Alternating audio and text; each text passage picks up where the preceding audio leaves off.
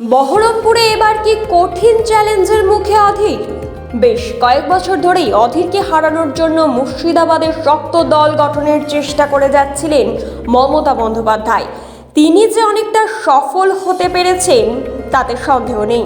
এদিকে মুসলিম তাস খেলে অধীরের বিরুদ্ধে মমতা প্রার্থী করলেন বিশ্বকাপ বিজয়ী ইউসুফ পাঠানকে। অধীরের নামে সেভাবে দেওয়াল লিখনও নেই।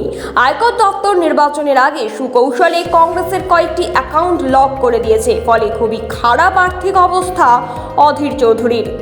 বিজেপি এখানে ফ্যাক্টর নয়, লড়াই হবে অধীর ইউসুফের মধ্যে।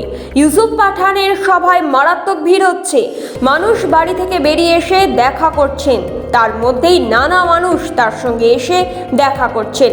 ওখানে বাড়ি ভাড়া নিয়ে আছেন পাঠান। দেওয়াল লিখন থেকে সভা সমাবেশ রোড শো করে তাক লাগিয়ে দিয়েছেন ইউসুফ।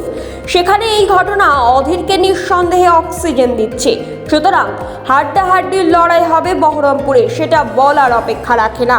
এই বহরমপুর লোকসভা কেন্দ্রের রবিনহুড হিসাবেই পরিচিত অধীর চৌধুরী, তাই তিনি আত্মবিশ্বাসের সঙ্গে বলতে পেরেছেন তৃণমূল কংগ্রেস জিতলে তিনি রাজনীতি ছেড়ে দেবেন। উল্টো দিকে পাঠান মাঠ ছাড়তে নারাজ।